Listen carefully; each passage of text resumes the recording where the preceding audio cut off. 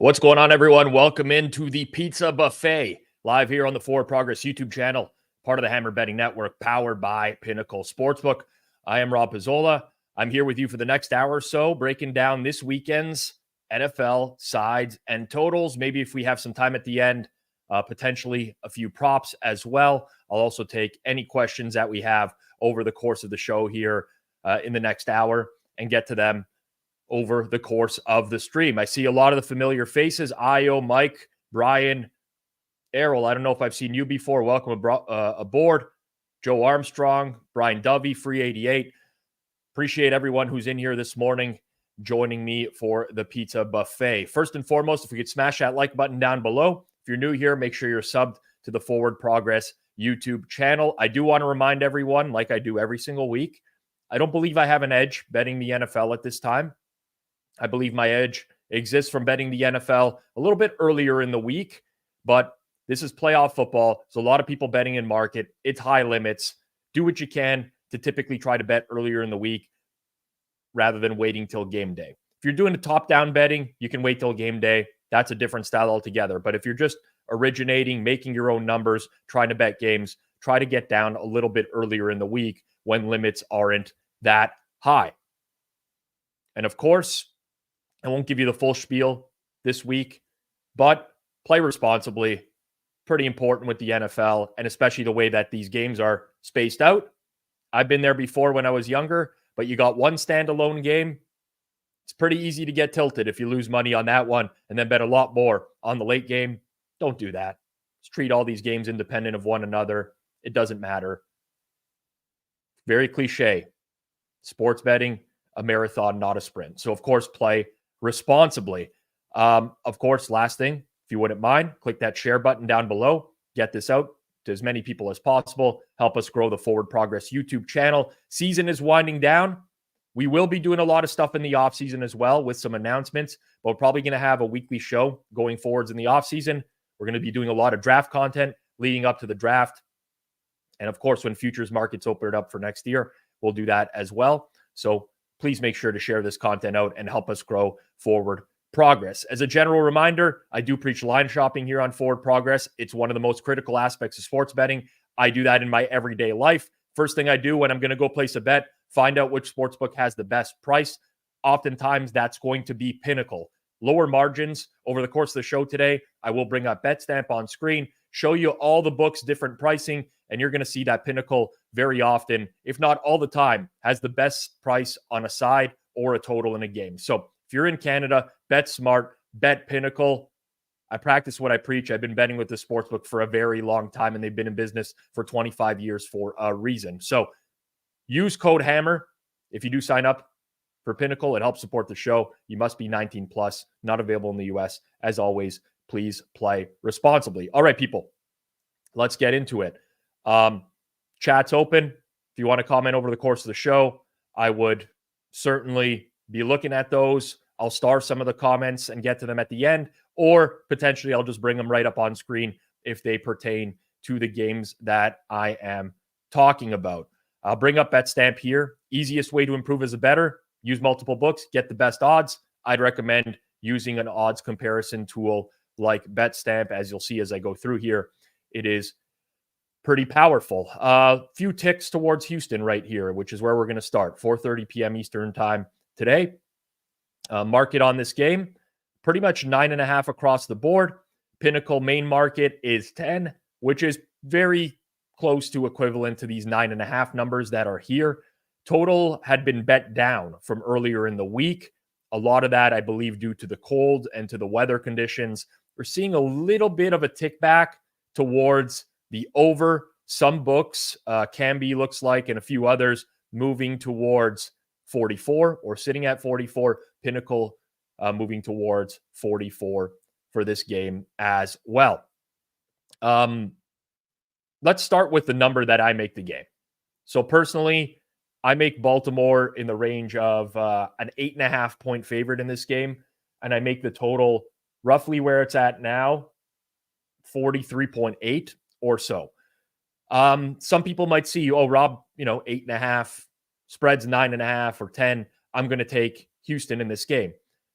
it's not enough of a difference for me to have a real edge on the game. So 9.5 to 8.5 is borderline nothing because there's very few NFL games that end on 9. If you are able to capture the 10 at Pinnacle, that's great, but the minus 114 kind of puts it out of range.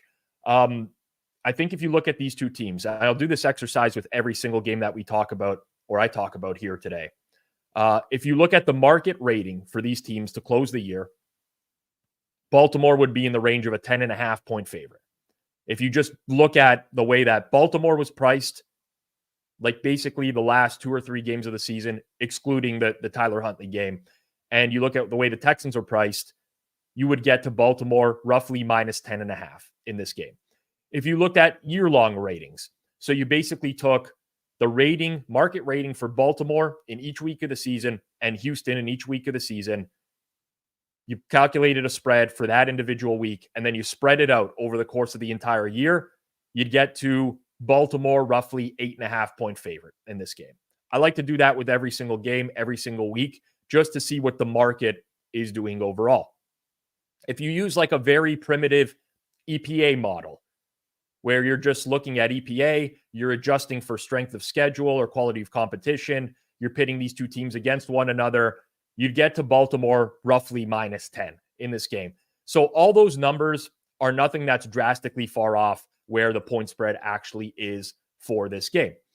When I talk about this and I break this down, it's going to sound like I'm actually overly pessimistic about the Texans in this spot, but my number actually leans that way. So for as many, like, I don't want to say bad things that I'm going to say about the Texans, maybe let's say matchup advantages for Baltimore, those are all incorporated into my number, and I still get to minus 8.5 here. And I think, honestly, the sole reason why is just the quarterback play for the Houston Texans. But let's start with the weather. It's going to be a cold game. Temperatures in the upper 20s Fahrenheit. We're looking at 15-mile-an-hour winds, gusts up to 25, 30 miles an hour. That's not like terrible weather by any stretch of the imagination, but it could affect a little bit of the downfield passing game overall. And it's been talked about kind of ad nauseum this week, but for those, who don't know, specifically CJ Stroud, 5 outdoor games this season, didn't play well in those games. 42% success rate, which is way lower than his season average. His EPA per play was negative. He only had 3 touchdowns in that game. He turned the ball over more than he actually had touchdowns. When this matchup was scheduled last week, I talked to Cleve TA, who I just call TA or Cleve sometimes, cleveanalytics.com if you want to check out his stuff. But we chat on a regular basis. He's another contributor here on Forward Progress, and he's a big Ohio State Buckeyes fan. And he immediately pointed out the fact that in conditions that were bad with Ohio State, Stroud did tend to struggle a little bit more than average in those games. And you add that into the dynamic of having a team that plays the majority of their home games indoors, the majority of your season games indoors, and you put them outdoors in these types of conditions. Historically speaking, not just playoffs, late in the year, we tend to see these teams underperform their season metrics by a lot.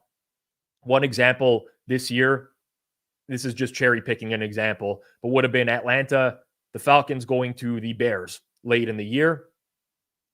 Spread was 3.5 in that game, and Bears blew them out of the water. Atlanta offense just couldn't really move the ball like they do indoors. So that's there as well. From an injury perspective, Houston, I don't want to call them healthy.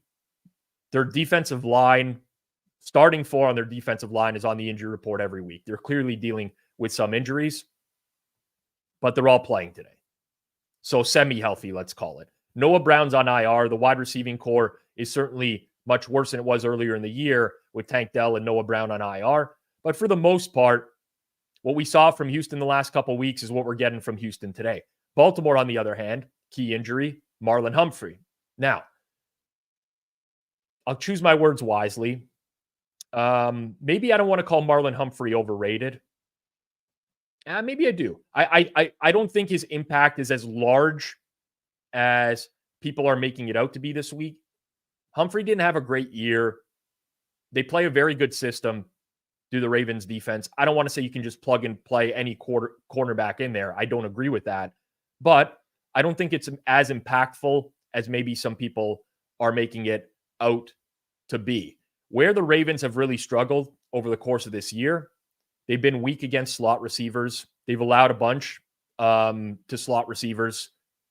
Now you have Houston, a little bit more of a depleted receiving core. Can they get that going and expose that weakness?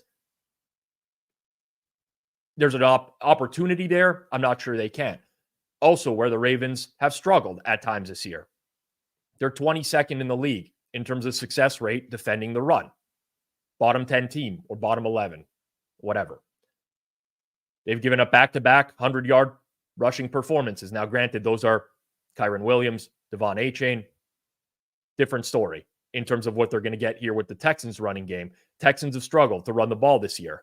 But even a minor uptick in what they've been able to do this year against the Ravens defense, that's going to help them in the passing game. So I don't think Houston, as much as I love CJ Stroud, is going to light it up. I don't think this is the Cleveland game at all. Baltimore, second best team in the league this year of limiting explosive plays. That's been their bread and butter. They tackle well. I don't think this is Cleveland all over again. Maybe some downfield shots hit here and there, but it's going to be much more of an uphill climb for the Houston offense today. On the other side of things, with Baltimore, really weird fact, I'm just going to point it out, but I was actually looking at the EPA per play of all the quarterbacks that are remaining in the playoffs from this year. Lamar Jackson, even though he's going to win MVP, has the lowest EPA per play of any quarterback remaining in the playoffs this year, which was interesting. Mark Andrews is out again today, not going to make his return. They still have plenty of weapons offensively. The Browns couldn't take advantage of that last week against the Texans' weak secondary. Amari Cooper was battling an injury. It looked like early in the game, went out of bounds, was like really, really dealing with something. I know he had the heel injury going into that game. Didn't look like himself overall. This is a different animal. However, it is fair to question whether or not rust will be a factor in the game. The issue we have with a lot of this NFL stuff and trying to quantify it is that sometimes we just have very, very small samples. Things that just don't happen too often. And typically speaking, when you're dealing with data, you want as large a sample as possible. In other areas of life, you might not look at a sample size of 10 and be able to draw any conclusions from that. And maybe you can't in the NFL either, but maybe you can. And maybe there's something to it. And if there's a logical principle that applies, then maybe there's something there. And for me, I've gone back about 20 years or so. And this is just by hand, manually by hand. All right? Team that got a bye in the first round of the playoffs that also rested their QB in the week prior. So this is a QB off in the final week of the season, didn't play, like Lamar Jackson did not play in that final game against the Steelers. And then they also are off due to the bye week. We don't see that any other time in the NFL. The closest we see to that is like week 1 of the regular season, where traditionally scoring is lower because the offenses take a little bit more time to get together. It's a little bit of an off-season rust factor. And when we go back the last 20 years or to the beginning of the millennium, I found 10 instances of this happening where the team was favored and they didn't cover a single time. Now, that's not to say that they can't cover here, Baltimore. I think Baltimore, honestly, is a much better team than Houston. They've had a great season. But I do think that that's something to be accounted for. I really do. Looking at the stylistic matchups of this game from a scheme perspective, CJ Stroud, very successful against cover 2, particularly this year. The Ravens play that at a very low rate. Cover 3, cover 4, he's been solid with as well. But the Ravens mix in a bunch of man coverage. They play cover 1 20% of the time. This has been an area that the Texans have struggled with this season. I would definitely not call it a plus matchup for Stroud. In fact, I think it's one of the worst matchups of any quarterback this week. For Lamar Jackson, on the other hand, honestly, very close to him playing like a league average defense here in the way that they scheme things up. What I do like, and last one more factor, and again, there's so much that you got to put into the mix for these NFL games. Little bit of a cat out of the bag here, secret. I don't even want to call it a secret. I'm sure people have noticed this before, but these teams played back in week 1. Obviously, that's talking point this week. Ravens covered pretty handily in that game. Stroud's first career game. I like when defensive head coaches or good defensive coordinators get a look at an offense a second time round. If we just take whatever sample you really want to take, I like to use going back to when the illegal contact rules changed in the NFL, generally speaking. And there's some subjective opinions here because who is a good defensive coordinator? Who's a good defensive coach? I would consider DeMeco Ryans that right there. And typically speaking, when they get the second look at a quarterback or the same offense over the course of the year, that offense tends to underperform by a lot. Happens pretty frequently in the NFL. In fact, it happened last week with the Texans, where they got another look at Flacco and they got 2 pick sixes off of him. And there was one amazing clip that circulated this week. The name eludes me for whoever had the second pick six for the Texans, but he stood on the sideline with DeMeco Ryans, and Ryans basically told him exactly what was going to come. And he said, if you break on this route, you're going to be returning it to the end zone. And he did, and it was a pick six. So, very interesting game for me altogether. I don't have a lot that I can suggest playing at this point, but all of that goes into my handicap, into my number of the game. I arrive at Ravens minus 8.5. And I think it's just the quality of the quarterback on the other side that gets me to that number.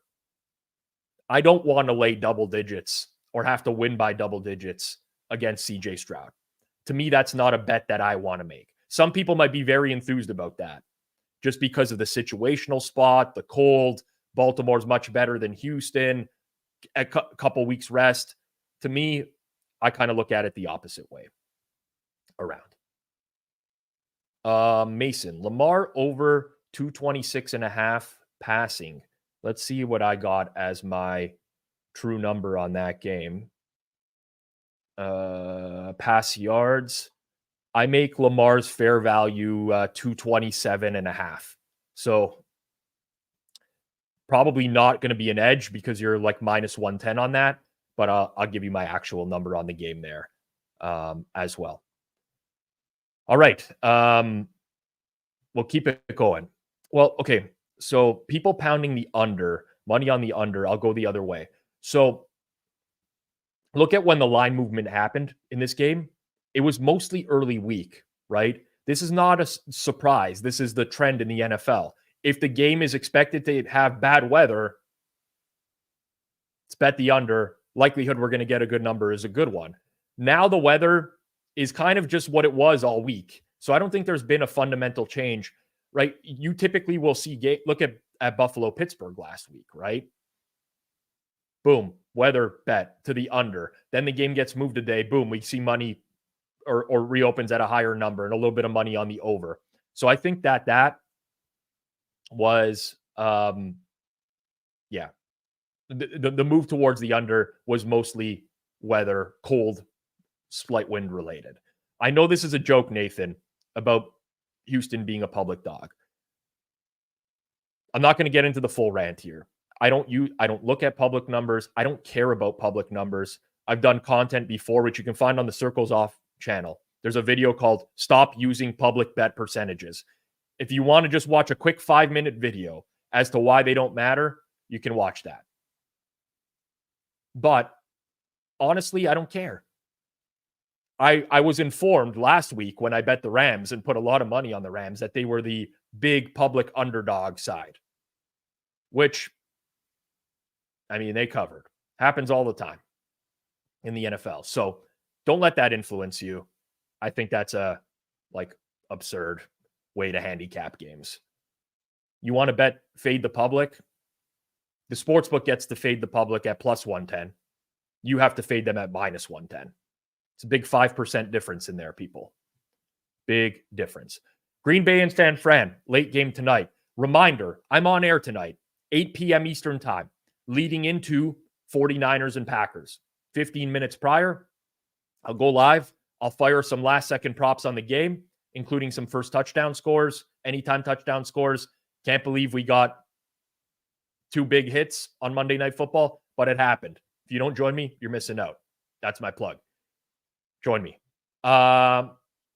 Most of the market has settled here at 10 for the 49ers. Total in the game. Pinnacle's got the best number if you want to bet the over. 50 minus 112. Most books at 50.5. We've even seen one rec book move out to 51 over here, which is, I mean, a key number when it comes to high totals in this game. The handicap for this one, for me, is going to be very similar to the Texans and the Ravens. Let me start with numbers, the pure numbers over the course of the year. I think if you use the market rating of the last few games of the season, you would get San Fran minus 11.5 in this game. If you use the market rating of each of these teams over the course of the year, individual weeks, you would get San Fran minus 10.5 in this game. If you had a very rudimentary EPA per play model, you'd get to San Fran minus 9 in this game. Again, all of these around the key number, but an argument to be made that based off of market ratings earlier in the year, San Fran is discounted here due to the fact that Green Bay won in destructive fashion at the Dallas Cowboys last week. My number in the game is 9 on this one. Another one where I lean towards the underdog. My total in the game is 50.5. Now, weather, we're probably going to see in-game rain here. And a lot of it. This is my issue with betting the total. And I'm incorporating the fact that we might get some bad rain here, or else I would really like the over in this game, to be honest with you. I'm not a meteorologist. I do my best to go through the data. I think I have access to some very good weather reports. Rain, I don't know how bad it's going to be. We need to see closer to kickoff to see what's going to happen here. Also on the Green Bay side, and why I would not bet Green Bay right now is because Jair Alexander is still questionable in this game. And we don't know if he's going to play. And if he's announced out, I think that there's a likelihood that this ticks up even further. So in terms of timing the market, I don't see the rush to bet Green Bay right now with the downside of Jair Alexander not playing. And honestly, that would influence my opinion a lot on the game because I've talked about this before. I honestly don't know how the Packers defense played as well as they did against the Cowboys last week. I think it was a combo of good coaching and execution.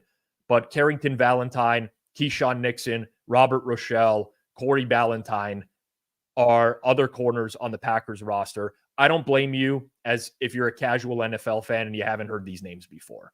They're not household names. They're not the greatest altogether. So that is has to be taken into account. On the San Fran side, Dre Greenlaw is dealing with what they're calling Achilles tendonitis. We don't know if he's going to play. He did return to practice. I'm assuming that he's in for this one. Now, the issue with the Packers, they're a very tough team to quantify. And we've seen over the course of the year, they've had this roller coaster, right? But If Jair suits up today, this is like the full complement. This is everything for the Packers, right? This is Devondre Campbell playing, Quay Walker playing, Luke Musgrave back at tight end after missing a bunch of the season, Christian Watson back in. Like, this is the Packers roster. And if we go through the entire year and why I'm not super, in love with just using the market power ratings of this team, is they've had injuries for the entirety of the season that have impacted them in the betting markets, where they were probably a little bit lower than they actually should have been. Like, remember the cluster injuries that they had at one point this year. Christian Watson, Romeo Doubs injured. Dontavian Wicks was injured. That was consistently happening to them for a lot of the year. On the defensive side of the ball, whether it was Jair Alexander or Devondre Campbell or trading Rasul Douglas at one point, Eric Stokes going to IR. There was a lot that impacted this team over the course of the year. This is the healthy Packers team. So what do we get? On the defensive side of the ball, I'm not convinced we're going to get much. I do think San Fran is just very good at scheming guys open, attacking weaknesses of the opposing defense. You look at Dallas last week, down 7-0. Jair Alexander returns a pick six to the house. One-on-one coverage, Jair on Brandon Cooks, and that's where Dak goes with the ball. Like, literally go anywhere else on the field, please, other than at the best cornerback, where you have matchup advantages all over the field. Like, San Fran is a smarter team. Let's put it that way. These Joe Barry defenses, where he just like galaxy brains, dropping a D lineman into coverage on a crosser over the middle of the field. I just don't see that as being a valid path to success here for the Green Bay defense. San Fran offensively this year, Brock Purdy's EPA numbers across the board, consistently above average. His success rate numbers across the board are like absurdly high. Absurdly high. 52% against cover 3, 58% against cover 2, 60% against quarters. I don't really think that there's a defense the Packers can throw at the 49ers that is going to consistently shut them down in this game. What they will have to rely on, and Eric Eager made this point on the Best Bet show earlier this week, was the 49ers defense outside of their left tackle, Trent Williams, first ballot Hall of Famer, is not that good. And the Packers do some exotic blitzing. They have some players on that defense that can really cause some pressure. They're going to need some turnover variance that works in their favor, but it's possible. We've seen games where Preston Smith is all over it. Rashawn Gary's all over it. They get some pressure from their defensive line, Kenny Clark, Devontae Wyatt. They have players that can cause a mess. That's going to have to be the path to success, in my opinion, because I do think the 49ers will move the ball successfully. San Fran does have the rust factor that I talked about with Baltimore. Brock Purdy off for 2 consecutive weeks. Can that impact them? Sure, it can. Maybe it does early in this game. A lot of the angles people are taking, Hitman gave it as his best bet early in the week, was Green Bay first quarter because of the likelihood, not of the rust factor, but the likelihood that if Green Bay wins the toss, they'll take the ball. And San Fran, we know, is going to defer. So maybe you get an extra possession out of that. Pinnacle money line for Green Bay in the first quarter right now is plus 158. Maybe Green Bay team total first quarter. Over half minus 150 just to score. They might get 2 possessions in the first quarter. There's a lot of derivatives you can look at in this game that involve Green Bay maybe getting good, more possessions earlier on in the game. The offense for Green Bay is what's really tough to dissect. Jordan Love this year, very hit or miss, but his big games have been huge games. To me, it's not a coincidence that this offense has found its level and its form with Aaron Jones back. Ever since Aaron Jones has gotten back and he's been 100%, the EPA numbers, the success rate numbers on a down-to-down basis improve a lot. Substantially. Not quite to the way Kyren Williams was with the Rams, but they improved substantially. I don't think the 49ers defense is as great as they are given credit for. They have some good personnel. They still have some weaknesses. They can be exposed in the secondary outside of Trevarius Ward. Steve Wilks is their defensive coordinator. It's not like they have a powerhouse defensive coordinator from years past. So that'll be very interesting to see. I think there's a really wide range of outcomes on this game. That actually include Green Bay winning, and that includes San Fran winning by 35. Overall, if I had to bet it, I'm going both dogs today. I have zero confidence in those opinions. Those are negative edges for me. At current market price, Houston is a negative 0.7% edge. Green Bay is a negative 0.4% edge. No edges to be had, but my numbers lean in the direction of both of those underdogs. I've seen some questions about McCaffrey to score a TD. Generally speaking, this is not a rule of thumb that you have to live by in any way. But generally speaking, the guys at the top end of the board, the favorites to score touchdowns, first touchdown, whatever, they almost never have value in the market. You're almost always paying a worse price. Now, there's obviously runs where CMC goes on, scores a touchdown in 12 straight games. I don't know what the actual number was. That type of stuff happens. But generally speaking, I would say avoid the top of the board. If you're asking me why specifically, look at the VIG in these markets. This is what's called a high hold market. When you're betting NFL side, if you're betting at one book, you're betting into minus 110. If you're betting anytime touchdown or first touchdown score, you're often betting into minus 130, sometimes worse than that. Even if you're line shopping across 10 different books, you're still paying more VIG than you are on an NFL side.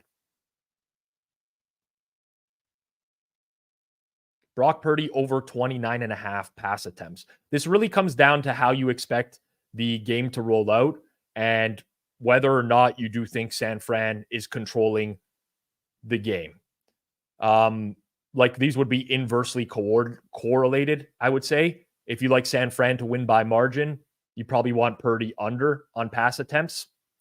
My fair price on Brock Purdy, the market seems to be 30.5 for most numbers right now. There's actually some 30.5 under minus 115 that's out there for Brock Purdy right now. And I don't hate that. I'm kind of the other way around on this, where I do think that Green Bay has a horrible run defense. San Fran runs tons of different running concepts that could have a lot of success here. I'm not sure they're just going to have Purdy sling it the entirety of the game. But most of the market, 30.5. This 29.5, these are not off-market prices. They're just a derivative. But yeah, 30.5 at minus 115 to the under, I don't think are a bad play. Looks like the Canby books are lower than that as well. That's a lot of pass attempts based off what the spread of the game is. Let's put it that way. All right, let's move on to tomorrow's games. We'll start it with the Bucs and the Lions, the early game. Actually, this is a good point before we do that. If you say Green Bay is likely to get 2 first quarter possessions, Purdy gets more attempts as well. That's assuming that Green Bay does something with the possessions, but it is a valid point. If you think that San Fran might be playing from behind early, although remember, the scripted plays in the early game are just going to be the scripted plays, right? They're not deviating from what they set those plays at the beginning of the year. What do you track EPA success rate, et cetera, with live in-game? There's a website from Ben Baldwin It's called runningbacksdon'tmatter.com. Just take the initials, rbsdm.com. And they have a box scores section that updates pretty frequently in the game if you do want to check that out. Lions and the Bucks. Market settling in here around 6. Still some 6.5s out there, but around 6. Total's been bet up over the course of the week. Those who tuned in to the Thursday Best Bet show, you know that I gave out the over in this game as my best bet. I gave it out at over 48.5. I put the price that it was good to, which it is no longer good to. I think this has been bet up appropriately into the range where it should be right now. Let's go through the same exercise that we did for all the other games so far. Market ratings at the end of the year, final weeks of the season, you'd get Lions minus 5.5 in this game. Lions minus 5.5. If you take the year rating, each team every single week of the season, average them out, you get Lions minus 6.5. That's pretty deceiving because the Bucs were considered a very bad team earlier in the year. If you get rid of like the early, let's say 4 to 6 weeks of the season, you'd be closer to 5.5 here as well. EPA wise, for the year, you'd get Lions above a touchdown in the 7 to 7.5 range. Personally, I make the Lions a 6.5 point favorite in this game. And I make the total slightly north of 49.5.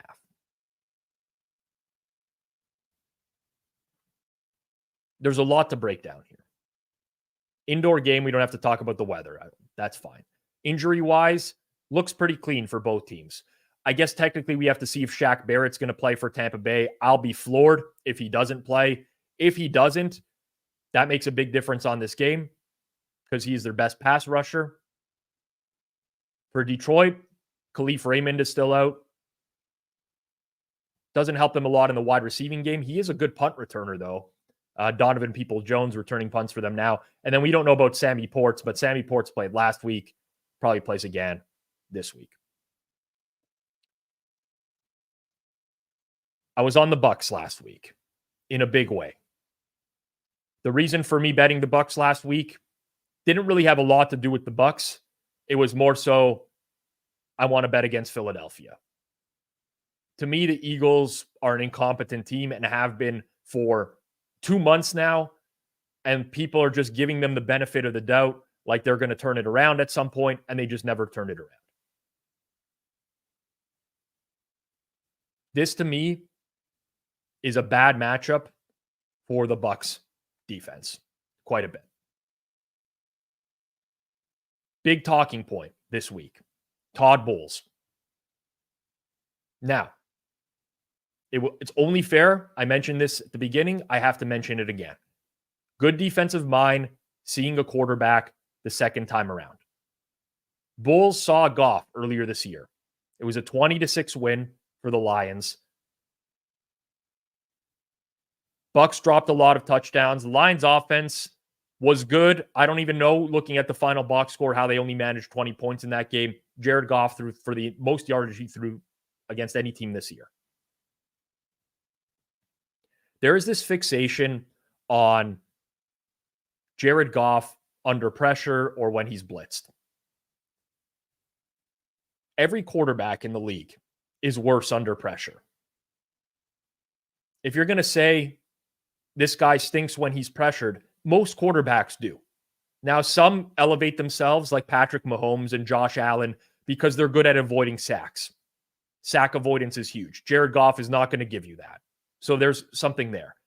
But when we look at what we got to look at is the delta between no pressure and pressure. We have to look at the delta between no blitz and blitz. And when I say delta, I just mean the difference, right? Yes, Jared Goff is worse when he's pressured. But let's look at the blitz this year, because this is what everyone is suspecting is going to happen. Bowles is going to send a bunch of pressure. Okay, Jared Goff was blitzed on 31.2% of his dropbacks this season. That's the 6th highest mark in the league. A lot of defensive coordinators felt the same thing. We got to get after Goff. Part of the reason why you might also see a lot of blitzes is because the Lions O-line at full health is one of the top 3 O-lines in the league. And you're not going to win a lot of individual rushes against these guys.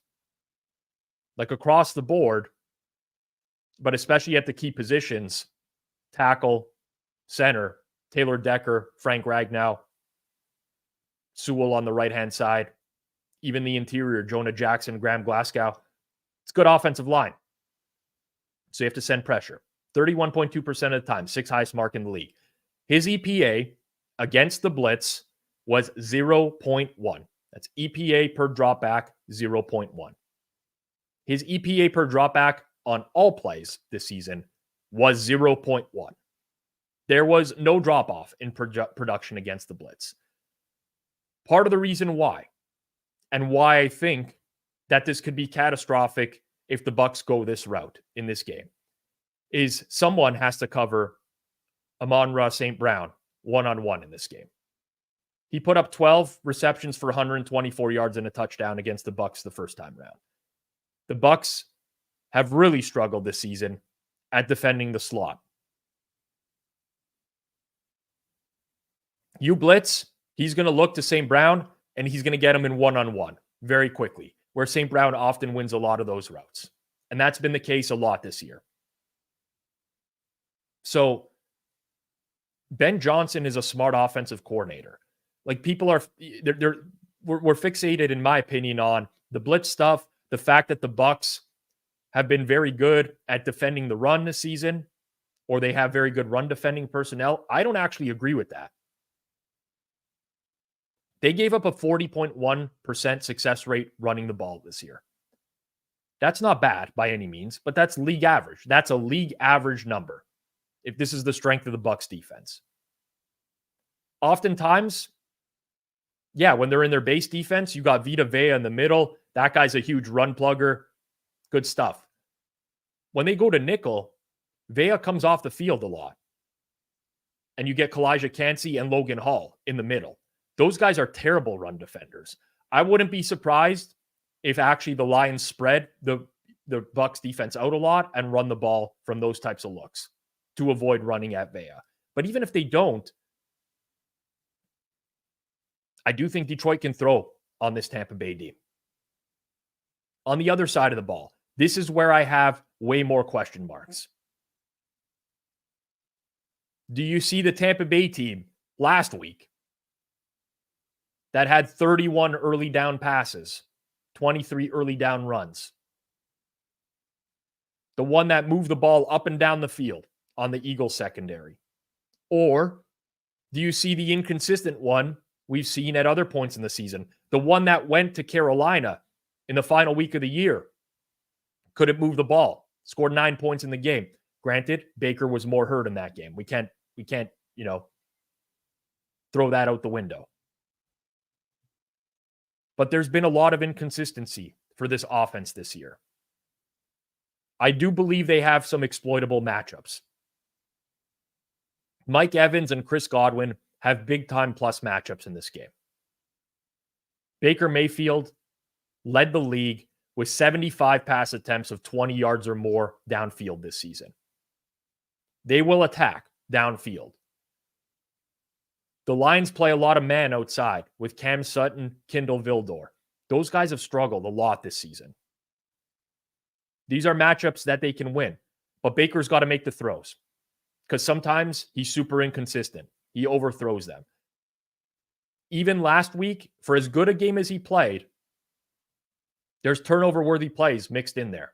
Zach Cunningham dropped the ball right in his hands over the middle of the field. When you have a gunslinger like that, you get a lot of variance in what can happen. But this is different. This is on the road at Detroit. Very, very different road environment. Loud, crazy fans versus playing a home game against the Eagles. It's always interesting to me late in the year when teams really change up their style of play, because now you're playing a guessing game, right? Tampa was, a neutral game state, heavy run team this year. And they got out of that last week. Does that continue? I don't know. We're playing a guessing game here. Personally, if I had to bet this game, it's still Lions. It's still the over. Part of the reason why I do like the over is I do think that Tampa's going to take their shots. Some will result in some good things, some in some bad things. But I do think that they are not going to be the team that puts together a 10-minute drive that ends in a field goal. We're also going to have to deal with some of the Dan Campbell variance that happens every single time you bet the Lions or you bet the over. Probably going to go for it 3 or 4 times on 4th down.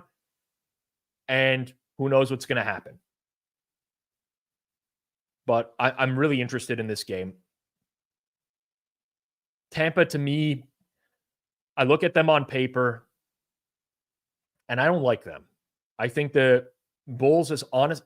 I'm very critical of like the defensive coaches sometimes or whatever, but he's done a great job in like getting this team to where they are with the talent that they have overall. That's not to say they don't have some good players. Antoine Winfield, how this guy didn't make the Pro Bowl, I don't know. They have players, but the level of talent to me is a little bit different. And I do think the Lions at the line of scrimmage, especially on offense, are going to be a force in this game. Final game, KC and Tampa. KC and Tampa. KC and Buffalo. Maybe get the teams right, Rob. Take a little sip of coffee here. Okay. We're basically 2.5 across the board right now. Total in the game. I see a 44.5. That's off market. Some 45.5s. Pinnacle 45 juiced to the over here. This to me is still a tough game to handicap. Still a tough game to handicap as it stands right now. Start with the Buffalo, the weather. Cold. Pretty much what I'm dealing with in Toronto here today. Actually seems to be like it's going to be a little bit warmer in Buffalo. Wind doesn't look too bad, but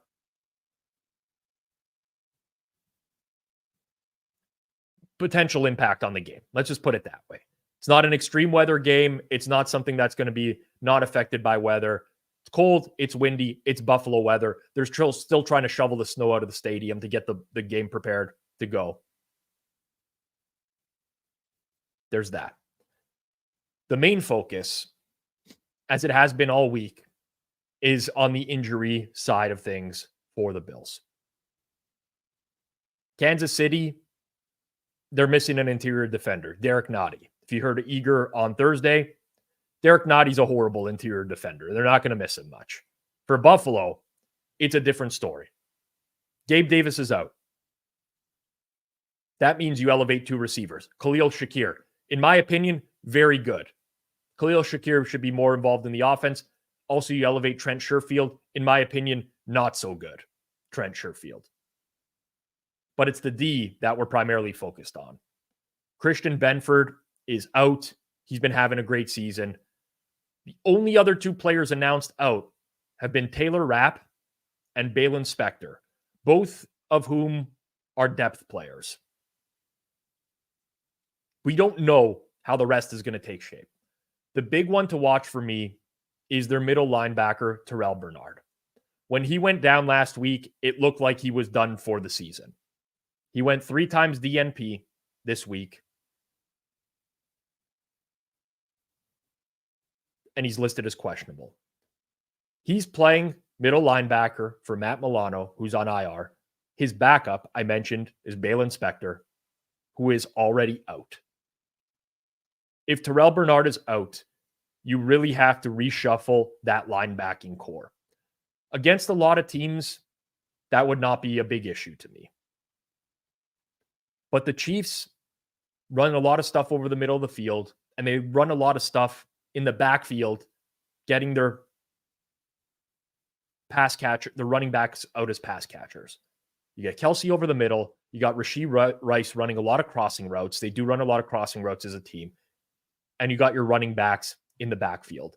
To me, that would be a very, very big injury if he can't play. More so than the issues in the secondary. Because Kansas City's not going to take a lot of shots downfield. And if they do, it's guys like Marquez Valdes-Scantling who can't make a play on the ball anyways. Will Teron Johnson clear protocol? He says he's going to. I don't know. Hasn't happened as of yet. I assume it will happen because it's the playoffs and you know, Roger Goodell only cares about concussions in the first 14 weeks of the season. Then he doesn't give a shit anymore. But if he doesn't, the cornerback depth, it's still there, honestly. It's not when you consider how much worse it could be. If you're losing Teron Johnson, Christian Benford, still have Rasul Douglas, Dane Jackson, great pair.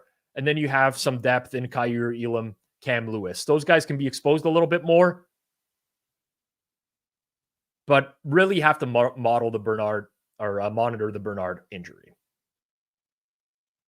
I know there's a lot of talk about Mahomes. He's played all these home playoff games. He's never gone out on the road. I honestly don't put a lot of stock into it. I know it's Buffalo. I know it's a bad environment. Mahomes has been very good on the road and throughout his career.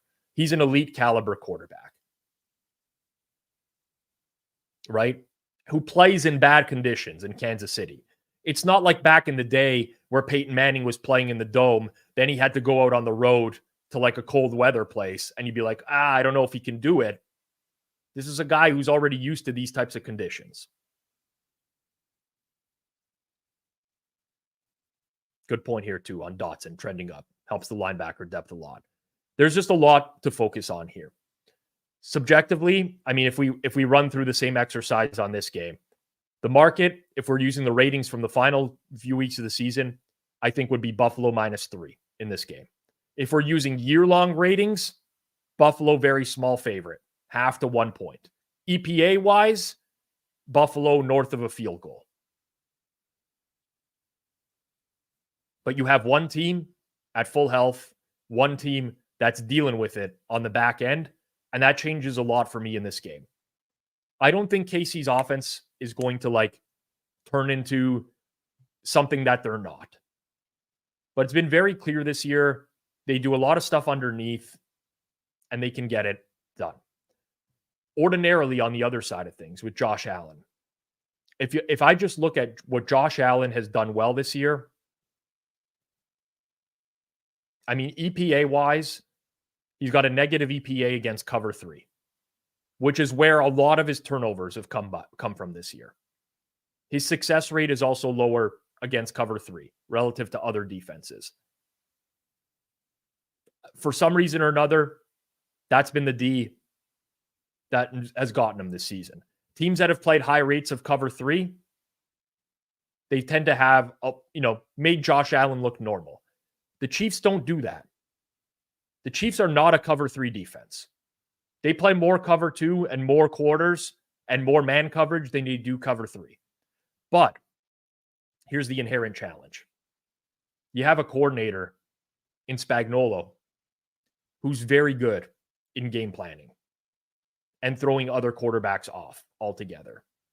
We saw this in the first matchup between these teams, where Buffalo's offensive output a little bit lower. It's really, to me, very tough to separate these teams right now. I will give Buffalo a pretty big home field advantage. I don't just give a standard for each team like some people do, to each their own. But I can't lay it with Buffalo here. I really can't. There's just too many question marks all around. And for as much as I am not haven't been a believer in Kansas City this year, I'm not that big of a believer in Buffalo either. The explosiveness is just not there for the offense. It's two very different teams. That's what makes this matchup, honestly, really interesting to me, because we've seen the evolution of these teams. We've seen these games over the regular season, Allen versus Mahomes, the 2 playoff wins for Mahomes against Allen. And that's been very different styles of play. This is more underneath for both teams. Don't make the big mistake. So really interesting game for me. I'm very close to being on market with this number, but I think that KC has more upside in terms of how things could shake out for Buffalo tomorrow. If you can still find money lines on KC in the plus 130 range, there are a few out there. I don't hate that altogether. But man, I'm looking forward to this game. I'm on air for this game tomorrow night. Game starts at 6:30. I'm going live at 6:15. I'll find props for the game as well, as I typically do. 6:15. And then do a live watch along of the game, as is consistent for the entire year. Interesting thought. I'd take either side +4 live. Yeah, I think a lot of people think this is going to be a close game. That comes down to the last possession. I totally understand that. I think it would take something substantial to have. The Bills probably going down the field and scoring on the first drive is kind of what you would need at that point. As a reminder, smash that like button down below. Make sure you're subbed here on Forward Progress. 2 watch-alongs this weekend. Tonight, Packers, Niners. Tomorrow, Bills and Chiefs. I can get, there's this like Mahomes plus points auto bet. There is something appealing about taking the best quarterback of this generation getting points. But there's more to it than that, right? Like, I honestly think one of the worst handicaps of this year for me was the Chiefs-Dolphins in Frankfurt, where I came on and it's just like, yeah, Mahomes less than a field goal, bet it. Now, the reality is, when you're doing content like I'm doing right now, I have a number on a game. And that's where that's like my starting point, is I have a model that takes into account everything that I think matters in the game and runs it and outputs a projection. The model's never going to be like, Mahomes under a field goal, got to bet it. But that was like something that was of interest to me. It's like, yeah, it seems like a cheap price with Mahomes. And honestly, it feels like that here as well. If I had a dime for every Buffalo Bills team of destiny every single year that I hear from my buddies, I wouldn't be rich because it hasn't happened that many times, but at least I have like a dollar bill or a loonie here in Canada, right? It's like they just talk themselves every year into a team of destiny. For me, this is going to, there's not much differentiating these two teams. Buffalo is lucky that they get the home game this year. I think KC has some more exploitable matchups in this game based off of the way that the current injury situation shapes up, but nothing would surprise me. Just very much looking forward to the game altogether. I think it'll be a good one. I think that's going to do it for me. An hour of talking about 4 games. An hour of talking about 4 games. Not bad, though. I gave you my thoughts on all of them. Do with it whatever you want. Just understand, of course, really tough to make and earn, especially on the major markets at this time of the year. Appreciate everyone in here who follows us on Forward Progress and supports us over the course of the season. Season's winding down, but we got tons of content coming your way in the near future. Thank you to all the nails in the chat as well. Much easier to go through these. Actually, let's do this. Do you like any TD props today? Let's do a quick search. Again, I say this off the top of the show. This is not just like a Pinnacle plug that I'm going for here. If you are going to bet touchdown scores, for the love of God, people, at least get yourself a few different sports books that you can bet into and shop these prices. This is a high vig market. And it's fine if you're doing it for fun. Like you do whatever you want for fun at any point. I'm not going to knock anyone if they're betting for entertainment. You know what the expectation is. But try to shop. Try to shop as best as you can. Anytime touchdown scores. I know Dalton Schultz is on the field, but we still have seen Brevin Jordan down there in the red zone, and he is getting some snaps as well. There are some 9-1s out there on Brevin Jordan anytime touchdown. It's a low total game. You got to get 9-1. Don't just go out and bet any Brevin Jordan touchdown because I said I like him to score. I don't like him to score. I like him to score at 9-1, which exists out there. But that's got to be the cutoff point. And that's one that stands out to me in the early game. Just purely price dependent, right? You basically need him to score a touchdown 1 out of every 10 games for this to be like a break-even, profitable type of venture. Who else is on the radar today? Who else do we got on the radar? We got some plus 650s on Nelson Aguilar. That's like kind of in the range that I would need for a Nelson Aguilar touchdown to happen.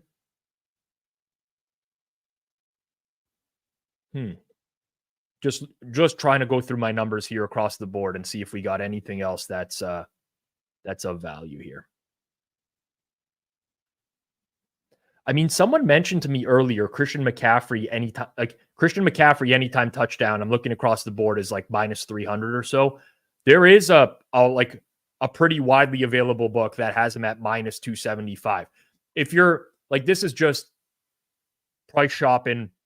If that's what you're going to do, make sure you get him at that price altogether. I think that's it, really. Honestly, nothing super crazy today. Nothing super crazy.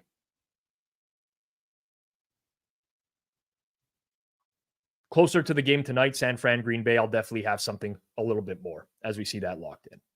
Let's see, Luke Musgrave. Let's see what we got on Musgrave here. Just so that I can tell you my price, and then you can go out and bet however you see fit. I think Luke Musgrave, fair value, is plus 526 to score a touchdown today. If you can get more than plus 526, then I think that's a bet. If we want to play this game with any player, I'm happy to do it really quickly. I do have some lunch waiting for me at Mama Pizzola's house that I do have to get to. Ooh, Kyle Juszczyk. All right. Let's give her a go. I'm sure this is the most entertaining content ever created right here. Kyle Juszczyk, fair value on anytime touchdown is plus 1228. 1228 on Kyle Juszczyk. All right. That's it for me. I don't see any more. Appreciate everyone, though, honestly. It's, like I said, a lot easier to talk to yourself when you got a lot of people. All right, we got a few more. I don't price defenses, so I'm not going to do this one. Holy geez. Jordan Love, Jaden Reed, Baker Mayfield. Jaden Reed. Quick search. Jaden Reed plus 233. 233 on Reed. Mayfield. Got to go to tomorrow. Mayfield plus 847. And who did I miss here? Jordan Love. Jordan Love plus 1136. 1136. I do price multi-TDs. It's not up and running right now. Let's just put it that way. It would take me a little bit harder on the stream to be able to get that out there. Apologies. Typically speaking, if I do like the price on the one-time TD, I'll probably like the price on the multi-TD. It's not exactly like that, but that's that. First TD looks for the early game. All right, let's find a first TD for the early game, and then I'm going to sign off. Let's do this really quickly here.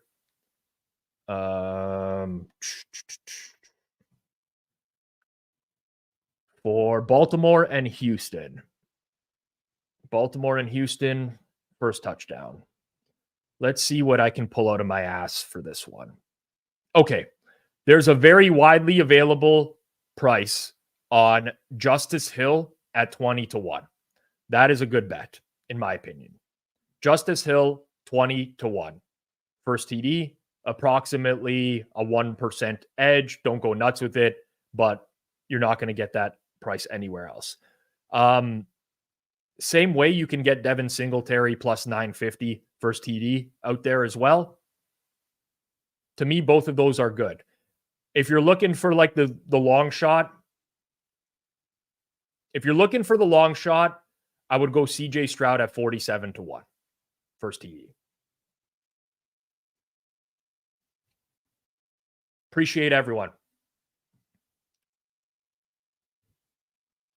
I'll see everyone tonight, 8 p.m. Eastern time. Packers 49ers. Go through the entire props board for that game. Give out some picks before the game. Watch the game. Plenty of great guests for tonight's stream. Appreciate all of you. This has been the Pizza Buffet here on the Forward Progress YouTube channel, part of the Hammer Betting Network, and powered by Pinnacle Sportsbook. If you are in Canada, make sure you check out Pinnacle. Use code HAMMER if you do sign up. I'll see everyone right back here tonight. Peace out.